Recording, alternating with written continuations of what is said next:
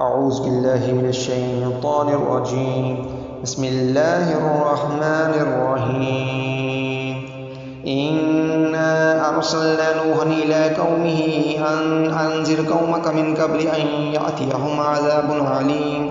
قال يا قوم إني لكم نذير مبين أن اعبدوا الله واتقوه وأطيعون يغفر لكم من ذنوبكم ويؤخركم إلى أجل مسمى إن أجل الله إذا جاء لا يؤخر لو كنتم تعلمون.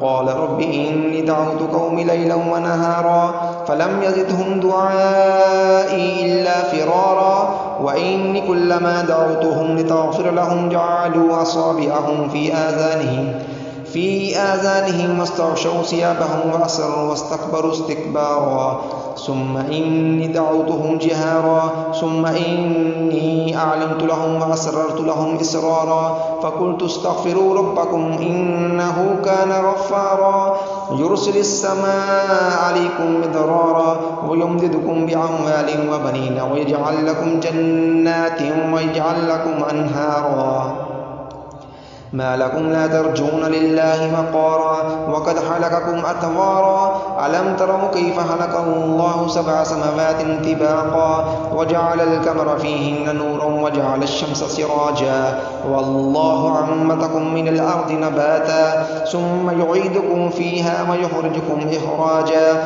والله جعل لكم الأرض بساطا لتسلكوا منها سبلا فجاجا. قال نوح رب إنهم عصوني واتبعوا من لم يزده ماله وولده إلا خسارا ومكروا مكرا كبارا وقالوا لا تذرن آلهتكم ولا تذرن ودا ولا سواعا ولا يغوص ويعوق ونسرا وقد أضلوا كثيرا ولا تزد الظالمين إلا ضلالا مما خطيئتهم أغرقوا فأدخلوا نارا فلم يجدوا لهم من دون الله أنصارا.